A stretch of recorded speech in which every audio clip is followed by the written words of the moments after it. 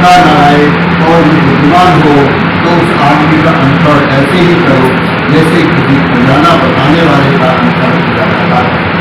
उसका अनुसरण किया जाना तो तब होगा जो आदमी जो उपदेश दे सुमार्ग दिखाए अथवा कुमार पर जाने से रोके वह सज्जनों को कुछ भी होता ही है कि भोजन को भी अपनी नहीं। पापी पुरुषों की संगत न करो, दुष्ट पुरुषों की संगत न करो, सदाचारियों का मित्र बनाओ, सदाचारियों को मित्र बनाओ, श्रेष्ठ पुरुषों को मित्र बनाओ। जो धर्मव्रत का पान करता है वह शांत से प्रसन्नता पूर्वक रहता है। श्रेष्ठ पुरुषों द्वारा उपदिष्ट धर्म में बुद्धिमान आदमी सदा सुखी रहता है। पानी ले जाने वाले जहाँ भी चाहते हैं पानी ले जाते हैं, बाण बनाने वाले बाण को सीधा करते हैं, वही लोग लकड़ी को सीधा करते हैं। बुद्धिमान अपने आप को विधि नियमानुसार चलने वाला बनाते हैं। जिस प्रकार एक ठोस पर्वत वायु के झोंके से नहीं गिर पाता, उसी प्रकार पंडित जन बुद्धिमान निंदा और प्रशंसा से विचलित नहीं होते। धर्म सुनने के पश्चात बुद्धिमान जन एक गहरी धीर और शांत झील की तरह स्वच्छ हो जाते हैं। सभी परिस्थितियों में सब बने रहते हैं। सत्पुरुष भाषणाओं की शक्ति के लिए कभी मुंह नहीं खोलते। वो चाहे सुख का अनुभव करें अथवा दुख का भी आनंदित या उदास भाव प्रदर्शित नहीं करते। जब तक पाप तक पकता नहीं तब तक मूर्ख आदमी इसे मधु की तरह मधुर समझता है, लेकिन जब पाप कर्म करता है तब मूर्ख आदमी दुखी होता है। जब मूर्ख आदमी पाप कर्म करता है तो वह नहीं जानता कि मैं पाप कर्म कर रहा हूँ, लेकिन दुष्ट आदमी अपने ही पाप करने से आग के समान होता है। जानने वाले के लिए रात लंबी होती है, थके के लिए ये दिन लंबा होता है। सच्चे धर्म को जानने वाले मूर्ख के लिए जीवन आवागमन लंबा रहता है। विचरण करते समय यदि अपने से श्रेष्ठ या अपने समान व्यक्ति को न पाए तो दृढ़ता के साथ अकेले ही यह मेरा पुत्र है, यह मेरा धन है, यही सोचकर मूर्ख परेशान होता है। जब शरीर भी अपना नहीं तो कहाँ का पुत्र तो कहाँ का धन स्थापना होगा। जो मूर्ख होने पर अपनी मूर्खता को जानता है वो कम से कम इस अंश तक तो पंडित जानकार होता ही है, लेकिन मूर्ख होकर भी अपने को पंडित होने का दम भरता है, यही यथार्थ होता है। यदि मूर्ख जीवन भर पंडित की सेवा में रहे तो यह धर्म को वैसे ही नहीं जान सकता जैसे कि कड़छी तार की वस्तु। चाहे विद्वान पुरुष भी पंडित को सेवा में रहे तो भी वह शीघ्र ही धर्म को जान सकता है, जैसे तार की वस्तु। मूर्ख अपना सत्य स्वयं होकर पाप करके विचरण करता है, जिसका फल कड़वा होता है। उस कार्य का करना उचित नहीं जिसे करके आदमी को पछताना पड़े और जिसका फल रोते हुए भोगना पड़े। किसी कर्म को करना उचित है जिसे करके पछतावा न पड़े और जिसके फल को प्रसन्न चित्त होकर भोग करे। मूर्ख आदमी का पाप कर्म जब तक पकता नहीं तब तक वो उसे मधु की तरह मीठा समझता है, क्योंकि जो ही पाप कर्म पककर तैयार होता है तब मूर्ख दुख प्राप्त होता है। अज्ञानी जब तक पाप का फल नहीं पाता तब तक उसे मधु के समान जाता है। जब पाप का फल होता है तो दुख होता है।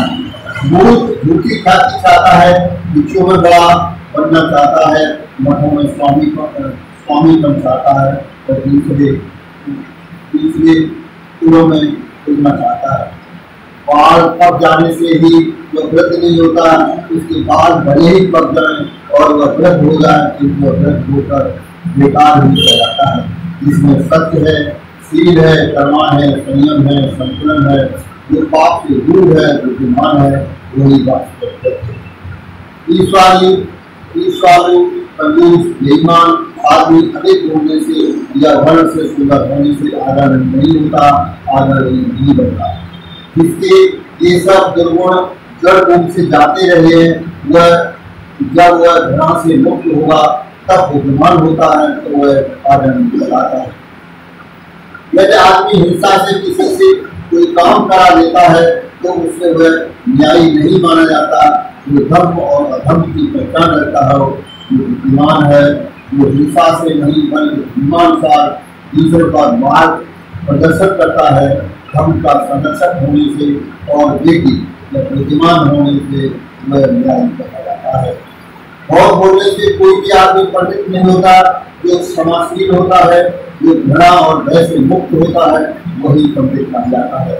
बहुत बोलने से आदमी धर्मधर धार्मिक ग्रंथों का ज्ञाता नहीं होता। ये थोड़ा भी सुनकर धर्म का आचरण करता है और जो धर्म में असावधानी या प्रमाद नहीं करता वही धर्म होता है। यदि आदमी को बाद में कोई विद्वान साथी मिले तो धैर्यवान हो, सौम्य जीवन गुजारने वाला हो तो उसे सभी खतरों पर विजय पाकर सुखपूर्वक युक्त होकर उसके साथ आई।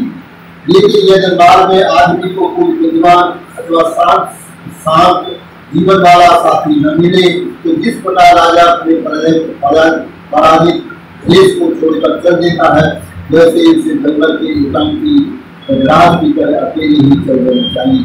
जंगल में हाथी की तरह अकेला ही रहे। अकेला रहना अच्छा है, लोग की संगत अच्छी नहीं। आदमी अकेला चले, कोई पाप कर्म न करे और वन में विचरण करते हुए गजराज की तरह सीने की ख्याल रखे। अवसर आने पर मित्र सुखकर लगते हैं, भोग सुखकर लगता है। कारण कुछ भी हो, कोई कर्म का करना सुखकर होता है। मृत्यु के अंतिम समय में या कोई कर्म सुखकर होता है। सारे सुख का नाश सुखकर होता है। संसार में मातृत्व सुखकर है, पितृत्व सुखकर है तथा श्रवण होना सुखकर है। वृद्धावस्था एक पावन सुखकर है। दृढ़तापूर्वक प्रतिष्ठित श्रद्धा सुखकर है। प्रज्ञा का लाभ सुखकर है तथा पापों का न करना सुखकर है। मूर्खों की संगत में रहने वाला लंबे समय तक दुख भोगते हैं। मूर्खों की संगत सत्य की संगत के समान सदा दुखदायी है। बुद्धिमान की संगति सगे संबंधियों की संगति के समान सदा सुखदायी है। इसलिए आदमी को चाहिए कि प्रज्ञावान, बुद्धिमान, योग्य, सहनशील और धर्मधर और श्रेष्ठ आदमी का ऐसे ही अनुसरण करे जैसे चंद्रमा नक्षत्र पक्ष का करता है। मिथ्याभिमान न करे, काम भोगों के पीछे लेना पड़े।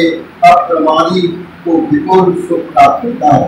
जब बुद्धिमान आदमी मिथ्याभिमान को सौम्यता से दूर कर देता है तो प्रज्ञा के प्रमाण पर चढ़कर शोक रहित हुए धैर्यवान शोकग्रस्त मूर्ख जनता को ऐसे देखता है जैसे पर्वत पर चढ़ा हुआ कोई धैर्यवान नीचे भूमि पर अवस्थित होता है।